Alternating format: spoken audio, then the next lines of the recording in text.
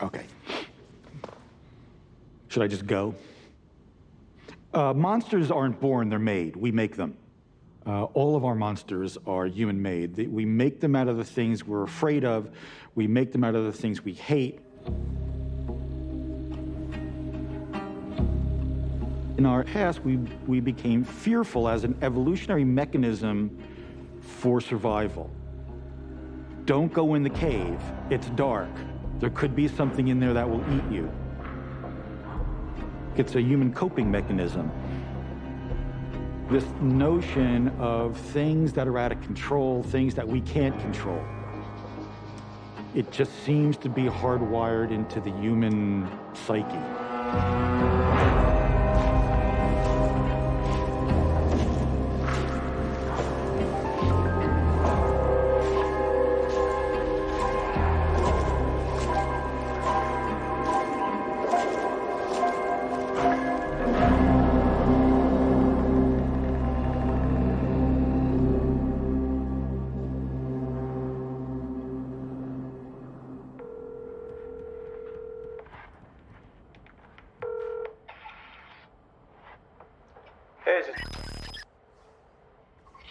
Yeah, that's me.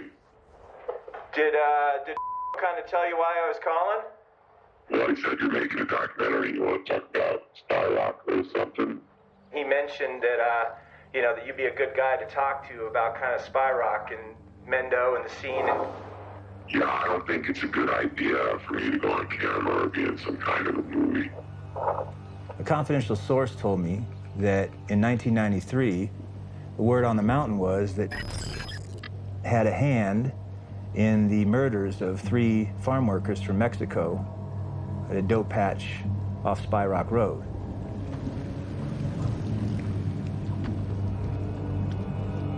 Subsequent to that, Ghost Dance told me that he was pulled in for questioning by the Mendocino County Sheriff's Office regarding a different murder at a dope farm off Spyrock Road that occurred in 2013. How long have it, are you still based in Mendo now? Yeah, I've been for quite a while. Yeah, when did you first get there, man? I get around, but I've been keeping busy with one thing or another in those mountains since 91.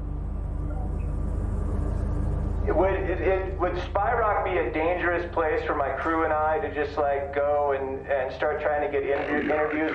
I definitely wouldn't advise you go up to Spyrock trying to figure anything out unless you have an invitation. Spyrock's the kind of place where it's not really a good idea to go ride around asking questions. Came across to me like somebody that's experienced with handling interrogations, somebody that knew how to issue a veiled threat. Okay, let me ask you one more thing, man. I mean, one of the stories I heard when I was working at that farm was about a triple homicide around Spyrock Road in October, November of 1993, where one version of the story is that an actual Sasquatch did it. Do you know anything about that? I have absolutely no idea what you're talking about. Okay. All right, man. Well,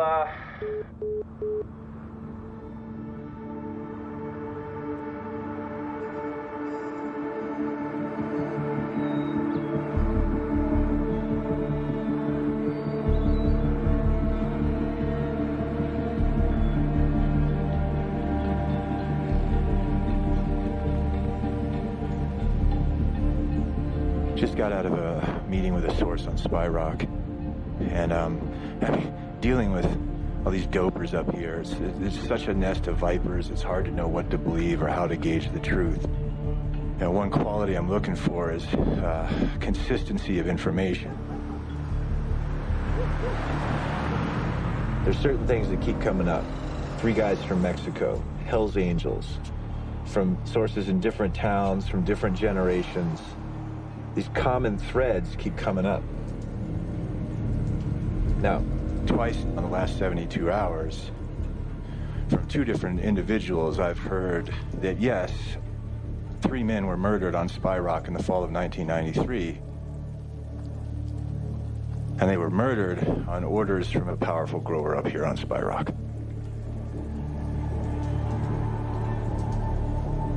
The first source says the guys had gotten killed because they had gotten a local girl strung out on heroin and meth.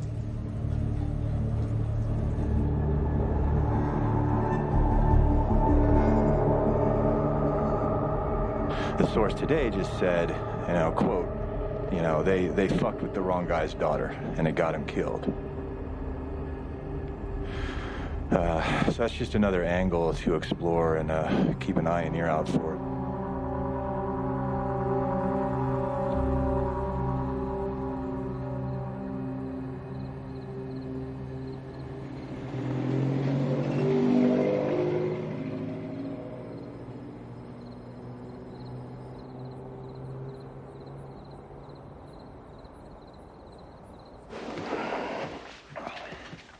Thanks for agreeing to do this, man.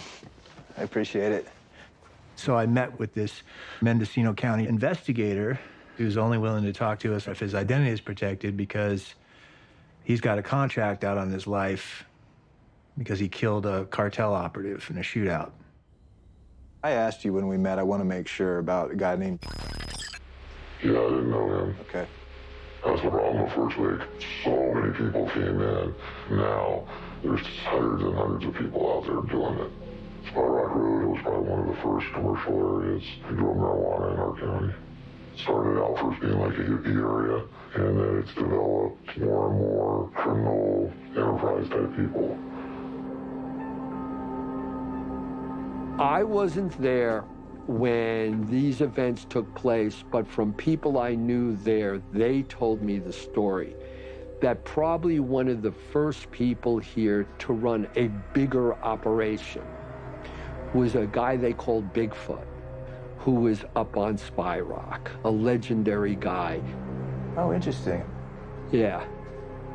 Had all his family riding around in off-road vehicles with, had football fields of pot. He was the legendary big man on the mountain. So there was a common terminology, anything that went awry, oh, Bigfoot did it. I'm realizing that if I was involved in the triple homicide up on Spy Rock in the fall of 1993, one possibility is that he was following orders or acting on behest of somebody, or maybe just trying to curry favor with someone much higher up the food chain. By reputation, would Bigfoot have been the kind of guy that would get somebody else to do a killing for him? Once again, I don't know, but that's not at all what I got from the people there. It was totally copacetic, but it was like, don't come up here and mess with us. I was thinking back to that night in the cabin in 1993, and did I hear them say, a Bigfoot killed those guys? Or did I hear them say, Bigfoot killed those guys? Because memory's tricky like that. And I don't know. Could they have said, I'm telling you, Bigfoot killed those guys? Yeah, maybe. Maybe.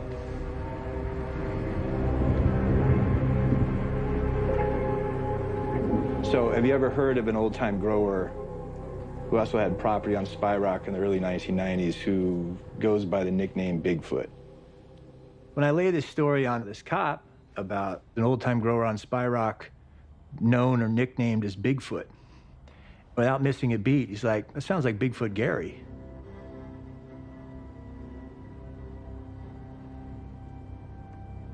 There's a guy named Bigfoot Gary.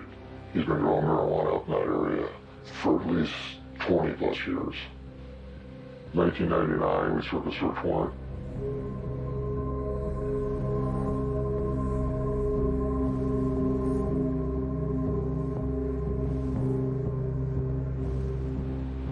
See several hundred marijuana plants.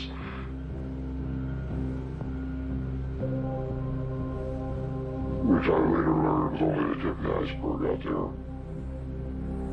What he was growing.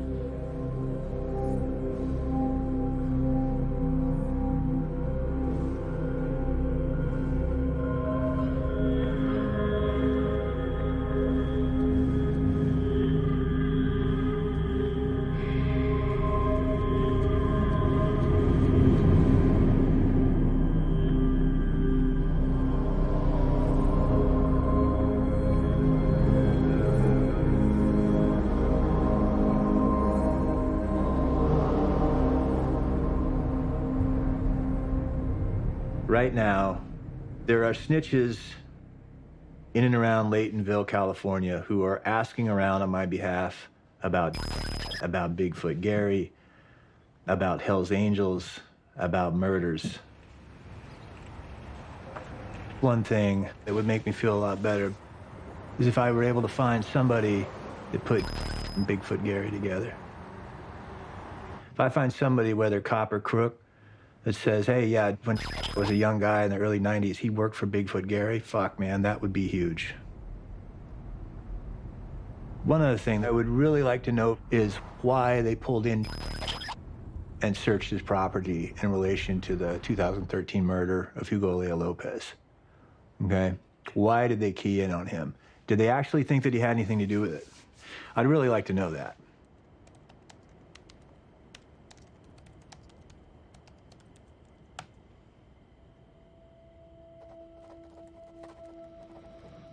There's some parallels between his murder and the original case in 1993, in that he was a Mexican national on Spy Rock Road, and in both cases, you know, there were harvested plants cut down but not stolen, so it didn't look like a ripoff.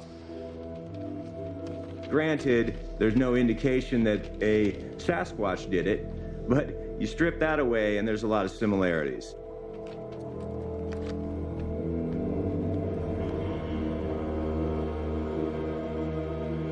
Mi tío Hugo era alto, delgado, le gustaba reírse. A veces se enojaba, pero así era su forma de ser. Se portaba bien con mi tía Aris, con sus hijas. Él estaba ahí para apoyarlas en todo. Eso quería dedicarse él a plantarlas, marihuana, pero él nunca pensó de las consecuencias. Mi tío Hugo me decía, tú sigue trabajando, tú cuando crezcas disfruta de tu vida.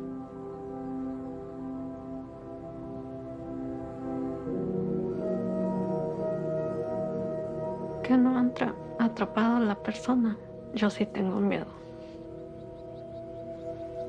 Y mi familia también.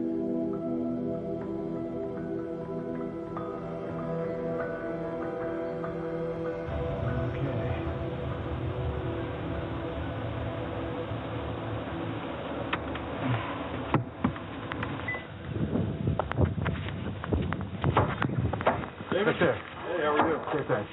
See you. Likewise. You're welcome to the marathon you want. Be all right if I record this? Yes, it's fine. Okay, thanks. I came in the fall of 13 after this case had kind of slowed down, and then the next group of cases come in, as they always do. I've been in communication with the family. I began to get in communication in 14 when I started to follow up on the case, and she was the only Spanish-speaking detective at the time, so when she would call, I'd be the one that would talk to her. And that's his wife. And, you know, we've talked a bunch, and she had some information that she provided.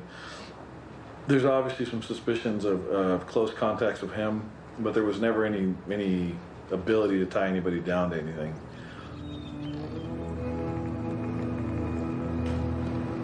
Didn't somebody in his family call and say Hugo's dead up there in a tent? I think so. I think that's how it played out. There was no discovery of his death. There was, this is where he's at and he's dead. Yeah. And then they go up and they discover him in the tent.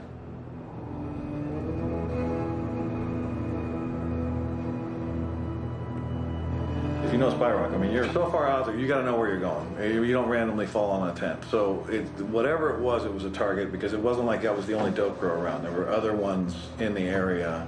He was targeted. It had to have been.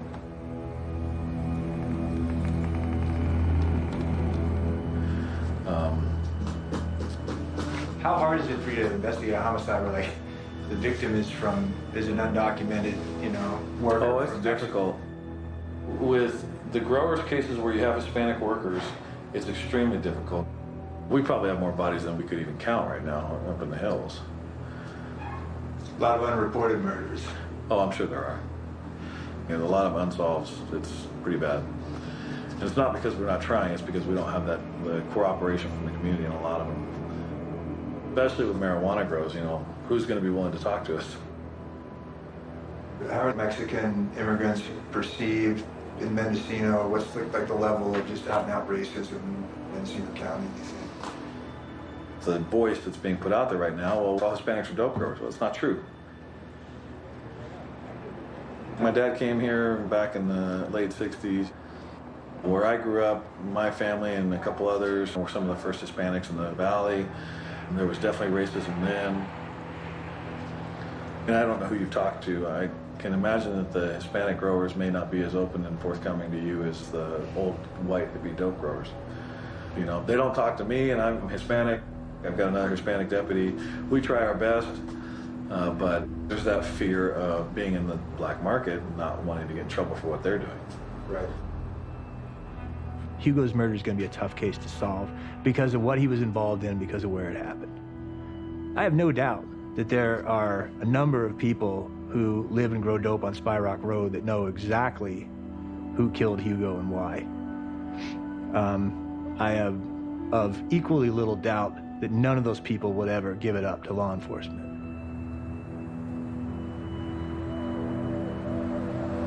Unfortunately, in our county, the last time I looked, there were at least 6 not only unsolved homicides where we don't know who the victim was because there's no fingerprints on file with the Department of Justice. In America, they've never been reported missing. We've collected the DNA on these people. But DNA only works if you have something to compare it to. I have walked into marijuana gardens where there's a dead Hispanic on the ground with no identification, no tattoos, and nobody in the area knows who he is or how he got there. We have a guaranteed anonymous tip line, 707-234-2100, that we would welcome information on, because solving a homicide is important for the family, for law enforcement, and for the victim.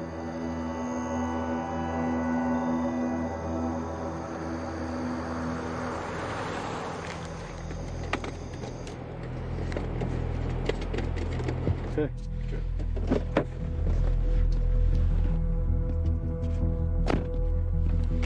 This Mendocino County Sheriff's Office investigator put me in touch with longtime resident of Laytonville, longtime, small-time grower on Spy Rock. As I got within about 10 feet of the pickup, I could smell meth. Meth has a very distinctive, sickly, sweet, sort of burning plastic smell to it. I offered to buy her a drink at Boomer's. She said no, she didn't want a drink, and then she offered me a hit of meth. So I said no thanks. And then she said that she wanted to get in my car and talk. Kelly, are you looking for Kelly? Well, I keep coming across the name of a guy nicknamed Bigfoot. Oh, yeah. Gary. His name is Gary. He has property on Whitman. We talked to him. He's got property out on Spy Rock. He's a big grower, yeah. Why is he nicknamed Bigfoot, do you know? Because he has big feet, and he likes to run around barefoot. It says he gave him the nickname Bigfoot Gary. There's a guy by the name of Hugo Lea Lopez that was killed on Spy Rock in 2013. He was a Mexican guy that was shotgunned. He was like guarding a farm up there. Which farm? I don't know. Trying to find out more about that and the connection between that case and a triple murder that I've heard about that happened in 1993 on Spy Rock near Iron Mountain. That's what told me. Because the murders my son witnessed. Maybe that's why. Maybe there'll be closure now. My son told me a double homicide up there, similar to Spy Rock. And he was only 5 years old at the time, first day of kindergarten. He saw these 2 men get shotgunned at the property his father was staying at. It's close enough range to where it got some of the blood splatter on his face and on his mouth, and he tasted it. But I always wanted to find out who they belonged to, these people.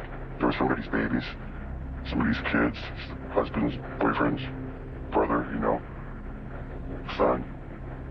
But I don't know if that's any of what you were talking about or anything. I think that's why he wanted us to talk, yeah. I'm so glad.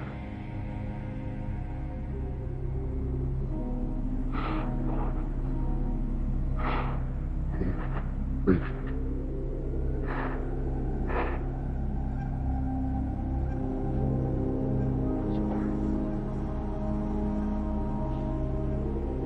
The last I heard her name, Martinez.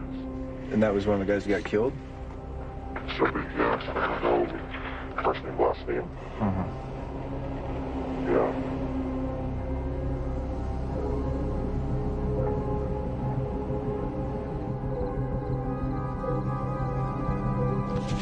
It's about 3 a.m., about 10 hours after I met with in the parking lot of Boomers, and maybe no contact high, like a tweaker contact high, because I can't sleep.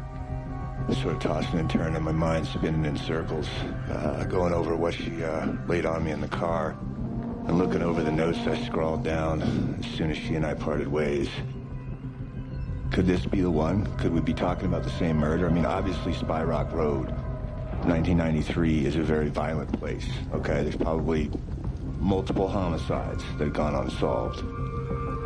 The biggest discrepancy, of course, being that she said that it was 2 men that were killed rather than 3. But the location's right. The one other detail that she seemed certain on was that the name of one of the men that was killed was Martinez. I don't know. I mean, I guess the next step is to really pin her down on the date.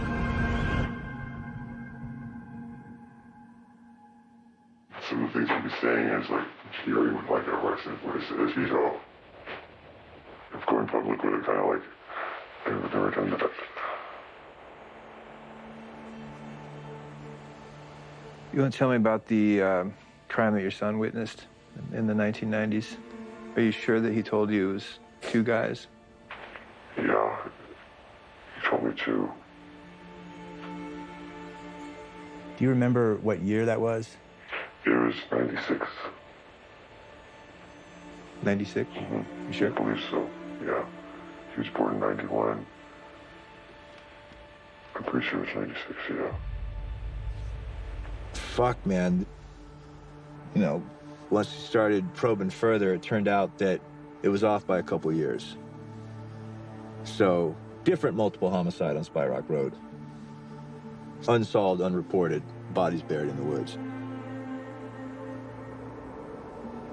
Why are there so many missing people in Mendocino County? I don't know. Too many. I think they come up here to seek fame and fortune sometimes and don't know what they're getting into. Some people I hear, some growers, they hire them, use them all up and dispose of them. It's just cutting costs. It's terrible, it's greedy. They belong to somebody. It's horrible.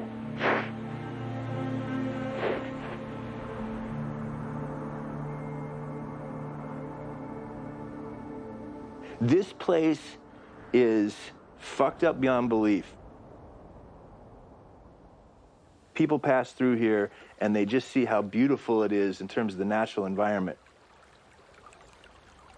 They have no idea the shit that goes on in this area. The rate of missing persons cases in Mendocino County and all throughout the Emerald Triangle is per capita the highest in the United States by far. You hang out in these dope towns, and all around you are signs about missing people, billboards and flyers and coffee shops and grocery stores and bars. I mean, just dozens, hundreds of them. And all those missing persons flyers are literally signs that there are monsters among us.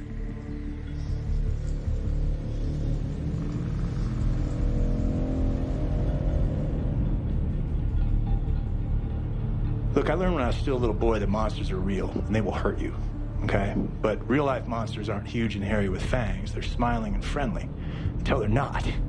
So I'm attuned to monsters, and the more time I spend in the Emerald Triangle, the more I sense a lot of them up here, hurting a lot of people. I mean, you go asking around about 3 dead men, and the question you get back the most is, which 3 dead men?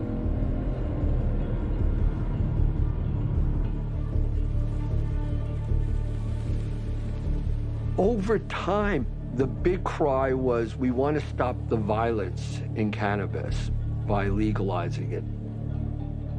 In truth, since legalization, the violence has escalated hundreds of folds, not a little bit. The laws and the way they've carried them out have been so draconian. The black market is 5 times bigger than it was a couple years ago, and the white market's a mess. When you take the lifestyle away and you crush all the little people for corporate, it becomes something different, and it has that curse on it. And so all of this has created feuds and violence.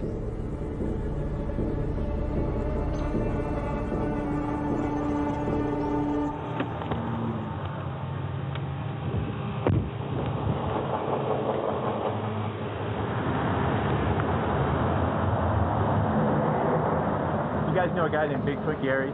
Lives around here? No?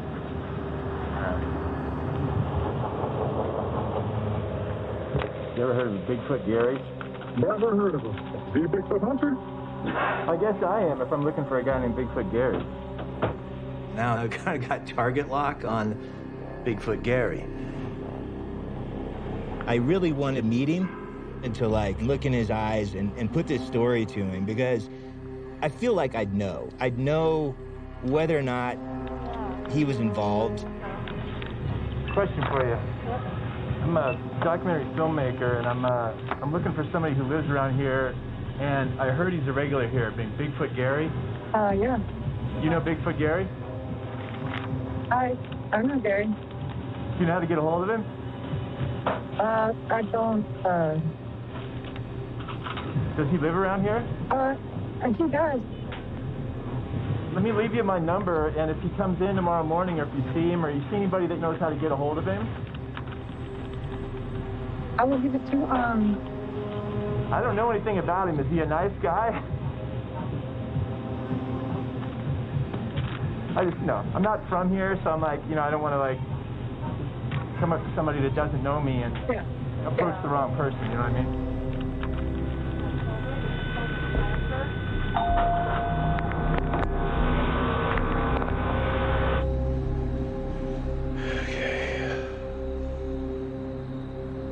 How's it going? Yeah. Bandana, just in case. Okay, cool. Bandana works. I feel like you're snitching. Oh, this is weird. Now that snitch, you're a source. Yeah, you don't have hard facts here. It's just that, like, happened. We can't prove. Yeah. When did you first meet Bigfoot Gary? In 2006. How many seasons did you work for Gary? 2. What was he like to work for? What kind of a boss is he?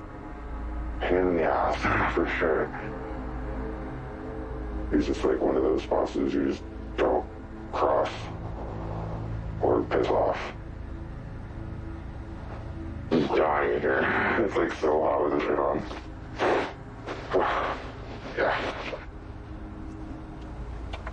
All right, let's start over on a little different tack. How high up the food chain is he? Like, where does he fit in around here? I'd say pretty close to the top. You think Gary's capable of killing somebody or having him killed?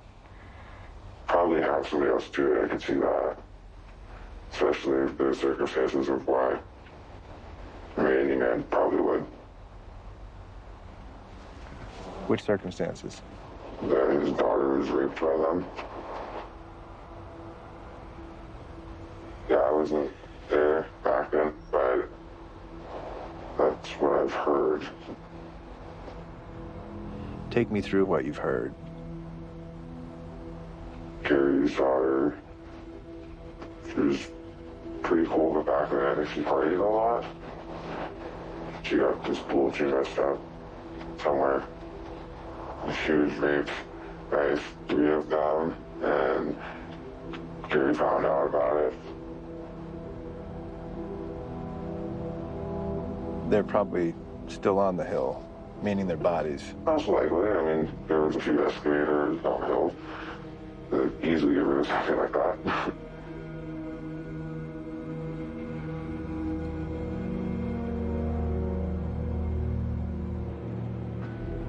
If he had those 3 guys killed because they raped his daughter, fucking good for him, you know? As far as I'm concerned, every rapist in the world deserves to die screaming and alone and in pain in the woods. So good on Bigfoot Gary if that's what he did. If he killed these 3 guys because he's a racist fuck, you know, then he deserves more than he's gonna get. Because that means he knew a lot of white people up here would buy into the bullshit stereotype of Mexicans being rapists. And he'd get away with murder. I really want to meet him and get a gauge of what kind of monster he is.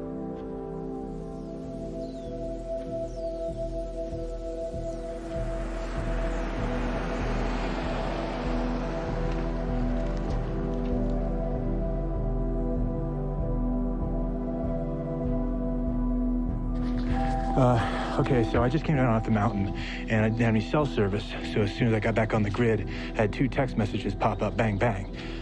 Both of them sent in the last couple hours from one of Bigfoot Gary's neighbors, who's relaying a message to me from Bigfoot Gary's wife.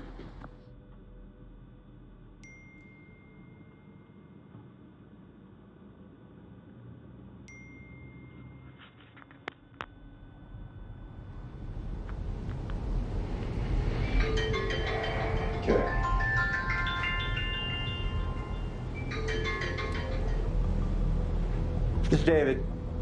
Hi, am I speaking with David? Yeah. Yeah, this is Carolyn. Hi, Carolyn. Hi, look, you're getting bad information from somewhere, okay? My husband wasn't around in California before '97. Okay, he didn't have any business in Spy Rock or Mendocino in the early 90s? Hell no. He wasn't growing dope in Mendocino in the 1990s? He was in the 70s, but not in the 90s. Any idea why people would be telling me this shit? My husband is, how should I put this? My husband is kind of a dick, okay? Okay. Not on everybody's Christmas list in Mendocino County. A lot of people talk shit about him, but I don't really understand why they're calling him a murderer. We've been married for 22 years, and I can promise you, he is not a killer. Could you ask Gary if he's had a business partner or he knows anybody named? Yeah, he knows. Listen, is Gary sitting next to you? Could I talk to him, or are you the intermediary here? Am I the intermediary? He wants to talk to you.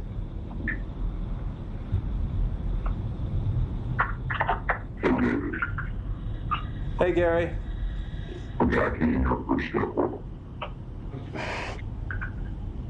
Anyway, it sounds to me like you're tracking down an outlandish story. But the fun, because I crossed paths with him up around Woodman Canyon, and, you know, we did a little business together, you know, a couple of arrangements here and there, and that worked out to our mutual benefit. Uh-huh. And you know, he's notorious like me, right? People know him, and they spread stories about him. You know, doesn't mean those stories are true. Uh-huh. The way I remember it, the week deal that me and I did together, that was back in the big money days. What are you saying about happened? I'm looking at specifically at the fall of 1993, harvest season 1993. You remember where I went back then? Weren't you on the East Coast? Yeah, well, I've been called Bigfoot, Sasquatch, dickhead, you name it. Any of this shit about a murder in 1993, I don't know nothing about what you're talking All right, a version of the story I heard was that the guy on Spy Rock, nicknamed Bigfoot, had killed these guys because these guys had sexually assaulted Bigfoot's daughter. No! No? He only has one daughter, mine. She was born in 2000. You did not have a daughter in 1993, Gary? Oh, fuck no. And you didn't kill anybody in 1993? Three guys from Mexico. You didn't kill anybody in 1993? I haven't killed anybody on any occasion at any time or anything.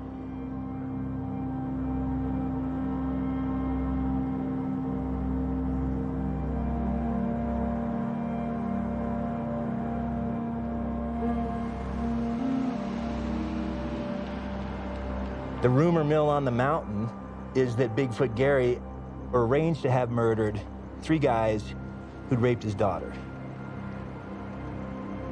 The problem with that is that Bigfoot Gary didn't have a daughter in 1993. He's telling the truth about that. I checked, okay?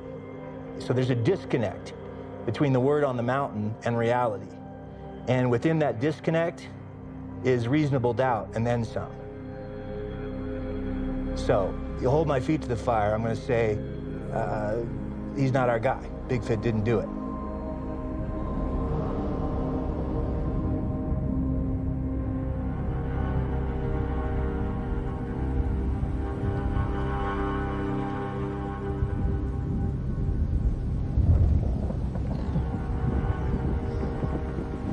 There is this elusive truth that I glimpsed, through the trees. And it's like the same obsession that drives squatchers to spend half their lives in the woods. They do it because they're obsessed. They're convinced that they're always just one step away from getting the proof they need, right? Am I just doing the same shit? Am I just out there running around the woods, convinced that I'm just one move away from really cracking this case and being able to explain exactly what happened in 1993?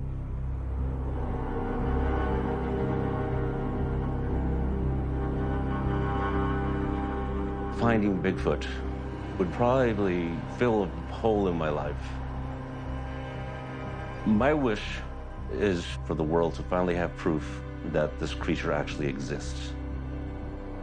I would give anything to see one. As scary as some of these stories are, and how fearful we are of that, monster in the closet, we still want to figure it out. To have that, see, I told you I'm not crazy. I told you when I was 10 what I saw out the window, those eyes. And this is why. It's right there.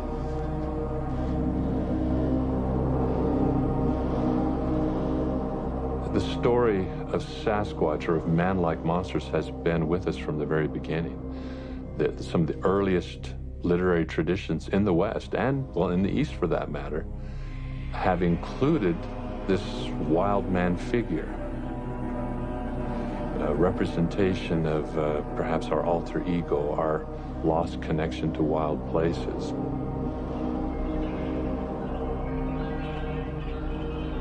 I think it's fair to say that the stories or mythologies about wild men are really more about humans. Oh yeah, it's always about humans. It's never not about humans. It's not about the giant beast. And it gets back to this notion of things that are out of control, things that we can't control. Wild people are beyond our control. They live out in the woods. They live very different lifestyles from us. If you get too close to them, they might injure you. There are people who behave outside of what the mainstream considers normal behavior, and that's where the wild man comes from.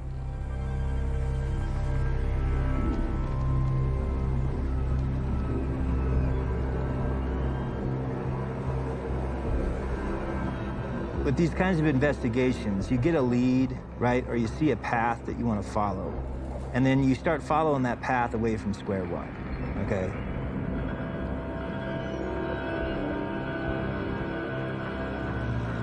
And then you wind up pretty far deep into the labyrinth. And sometimes that path dead ends. And when that happens, that's when you need to go back to the beginning. You need to go back to square one and be like, what have I missed?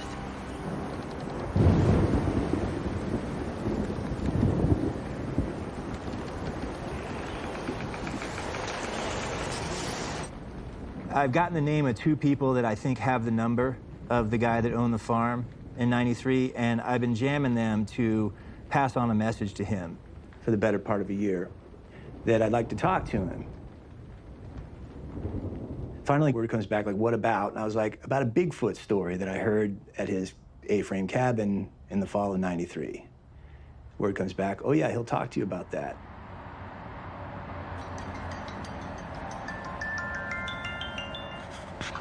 Hello, this is David. No names. Don't say anyone's name.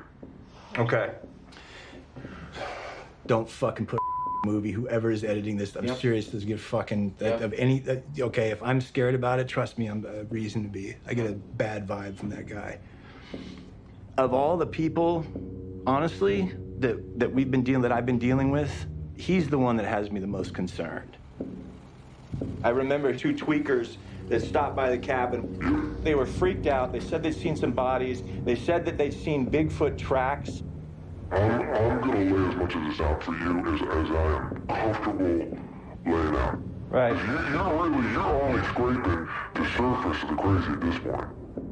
That story that you heard that night is true. What he tells me is that those 3 guys needed to go. So what happened was, a group of the old-timers, they got together one night indulging in their stimulants of choice.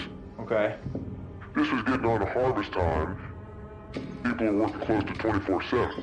Anyone who has a proclivity for certain illegal stimulants, they're going to turn from recreational use to serious, sustained use, which of course is the, perfect recipe for all this kind of shit. The Mexicans becoming, more and more of a problem, okay? Not all Mexicans, the tough guys.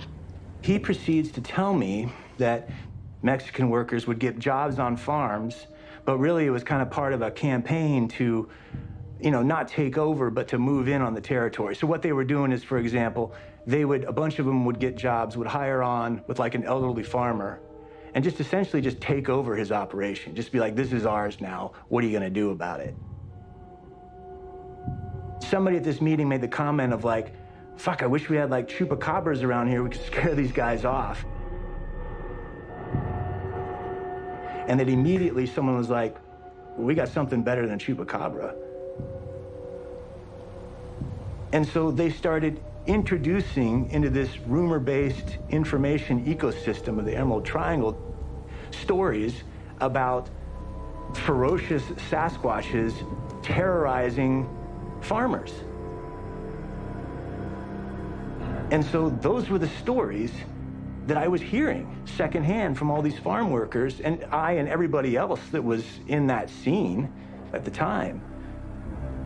And so that's another piece that falls into place. Things make a little bit more sense now.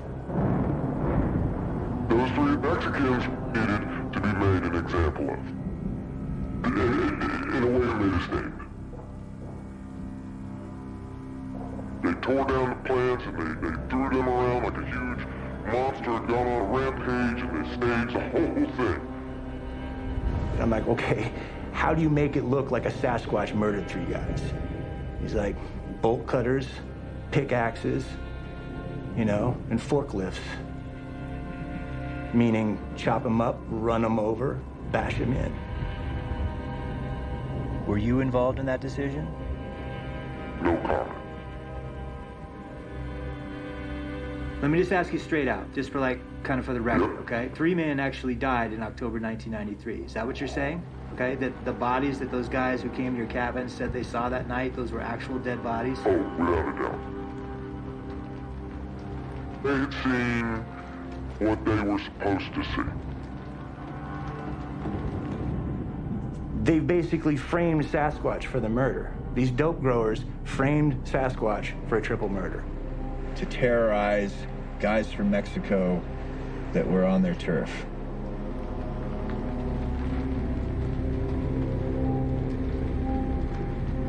He said that what they did is they arranged for chatterboxes, as he put it, to see the bodies. And that guy that had come to that cabin that night, the guy that was on crystal meth, he was one of the chatterboxes, all right? Because that's the way that the story would get spread, okay? The other guy was in on it too, took him up there. Holy shit, they're fucking dead. Look at their bodies. Look at these tracks, okay? Fucking Bigfoot killed these 3 guys, man.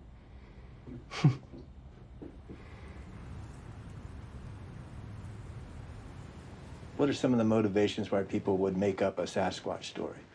Well, and this may lead us back to Spy Rock. People want to scare other people away.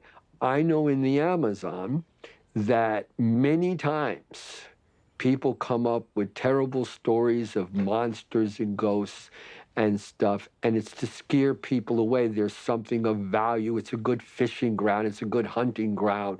So they do that to keep the other people away.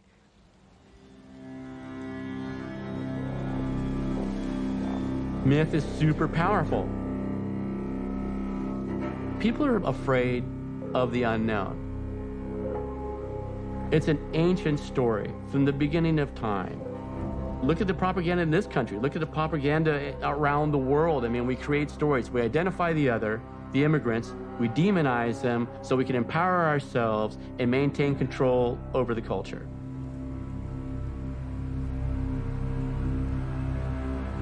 I could see that happening just in how I knew people from that area to behave when they felt threatened by outsiders.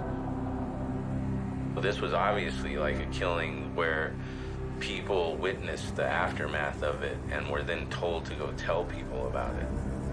And that's why I heard about it. Because if it was just about killing these guys for what they had done, no one would have heard about it, right? Plenty of people have been killed up there and buried in a shallow grave on a mountaintop and never found. They really did these guys in to send a message.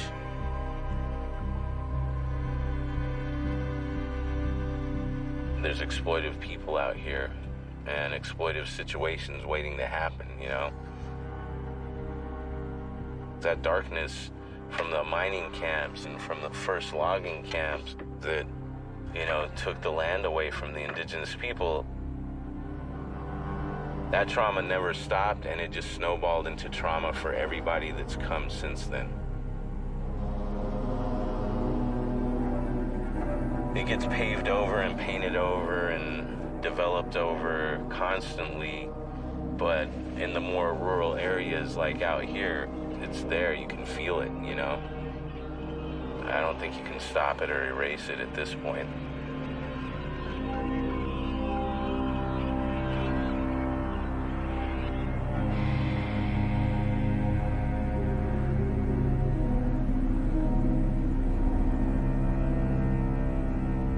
This started as a ghost story about 3 guys getting killed on a dope farm in 1993. I have moved with every step of this endeavor towards believing that these 3 murders actually occurred. It's like not an easily solvable case. I mean, there was no police report, there's no bodies. I think it's impossible that I would ever, with absolute certainty, feel like I knew exactly what had happened and why.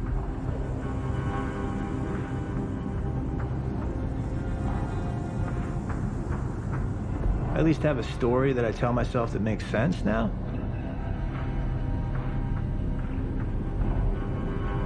No, I don't fucking think Bigfoot did it. No. I don't believe in Bigfoot, but I sure as hell believe in greed. And that greed turns people into monsters. It's not Bigfoot making all those people disappear in the woods.